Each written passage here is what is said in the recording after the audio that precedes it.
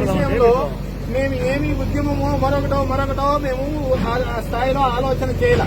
మేమంతా 1000 మందిని సమావేశమయ్యి ఏమి ఒక్క ప్రభుత్వాన్ని కించిత్త మాట మాట్లాడకుండా, ఒక్క డిపార్ట్మెంట్ ని వేలెత్తి చూపించకుండా, ఎందుకంటే 30 సంవత్సరాల ఇది జరిగింది అంటే ప్రభుత్వాలన్నీ సహకరించాయి. ఇప్పుడు కూల్చినటువంటి శిలాఫలకం డీసీ గోవిందరెడ్డి గారి పేరున ఉంది. ఎమ్మెల్సీ గారు ఎంపీ నిధులతో కట్టినటువంటి నిర్మాణాలు ఉన్నాయి. ఇక్కడ రోడ్లు వేశారు, ప్రభుత్వమే బస్సులు నడిపింది, విద్యుత్ ఇచ్చింది. ఇంత చేసి ఈ రోజు ఈ విధంగా వ్యవహరించడం అనేటువంటిది మాకు అర్థం కానటువంటి విషయం. మేము కూడా ఎందుకంటే 1000 మందిని సమావేశమై కూడా మనం ప్రభుత్వంని అభ్యర్థిద్దాం, కానీ ఎవరిని మనం వేలెత్తి చూపించకూడదు అనే మేము వెళ్ళాం. కానీ మేము మా ఆలోచన ఒకటి, ఇక్కడ జరుగుతున్నటువంటిది ఒకటి. మేము మరొక విధంగా ఆలోచన చేస్తే ప్రభుత్వానికి చెడ్డ పేరు వస్తుంది అని మేము ఆలోచన చేశాము. కనీసం ఆ ఇంగితము పెద్దలకి లేకుండా పోతుంది.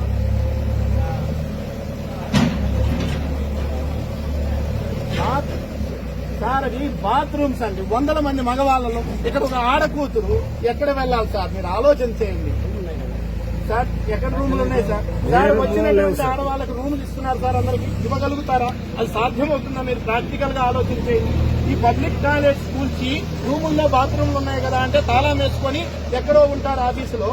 ఎవరు ప్రతి వాళ్ళు వచ్చి తాళం ఇవ్వగలుగుతారా? ఆలోచన చేయండి సార్.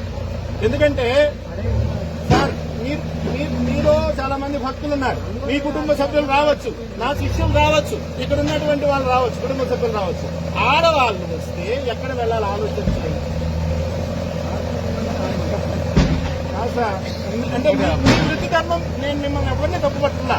మీరు కావాలని చేస్తున్న పని కాదు, మీ పై ఉంటుంది, మీ ధర్మం మీరు నిర్వర్తించాలి. కానీ ఆలోచన చేయండి, మానవీయ కోణంలో ఆలోచన చేయండి, మానవతా దృష్టితో ఆలోచన చేయండి. అటువంటి నిర్మాణం దాన్ని కూలిస్తే కనీసం ఒక ఆచ్ఛాదన సార్. బట్టలు మార్చుకోవాలంటే చేయాలంటే దగ్గరుండి కొట్టించుకోండి. మీతో పని లేదు. ఇన్ని రోజులు సమాపించారు కదండి, ఒక 10 రోజులు 15 రోజులు సమయం మేము దగ్గరుండి కొట్టిస్తాం. మీ అధికారులతో మాట్లాడండి. అన్ని మా చేతుల్లో ఉండవు, అన్ని మీ చేతుల్లో ఉండవు, కొన్ని మీ చేతుల్లో. 10 రోజులు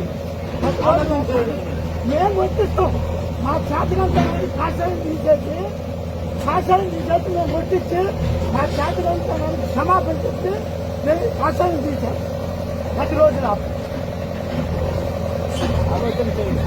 మా చేతనంతా ఒప్పుకొని స్వామికి క్షమాపణ చెప్పి మేము దగ్గర కడుగొప్పించి కాషాయం తీసేసి వెళ్ళిపోతాం సార్. ఇక్కడ ఉన్నటువంటి వాళ్ళకి ఎవరికి కూడా ఈ స్వామీజీలకి ఎవరికి వ్యవస్థతో సంబంధం లేదు.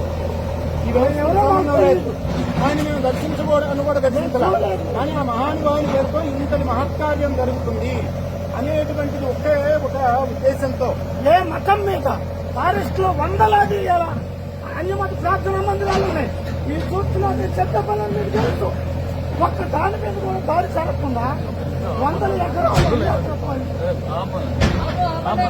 అన్యప్రాంతం అయితే మీరు కూడా ఏమి చేయకుండా, ప్రభుత్వం ఏం చేయకుండా చేస్తాం. చెప్పండి సార్, ఒక్క మాట ఆపండి సార్. ఆపండి సార్, నాకు మాట్లాడతాం. తప్పి ఏమి అంతా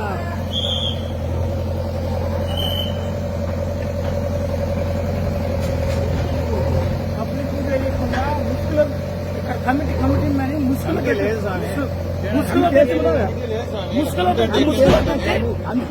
పెట్టి నెలకొని చేశారు. లేక నా కొడుకులు లాగి పెట్టాలతో ఢిల్లీలో దంతో ఈ పార్టీల కోసం, ఈ ధర్మం కోసం ఎందుకు కష్టపడేది? హిందూ దేవాలయాల మీద దాడులు చేయమనా? ఈ ధర్మానికి అన్యాయం చేయమనా? పార్టీల నిమిత్తం కాదు కదా, దేవుడి నిమిత్తం. ఈ ప్రభుత్వాల కోసం ఎందుకు మేము కష్టపడేది? ఈ ధర్మానికి ఉపయోగపడతారని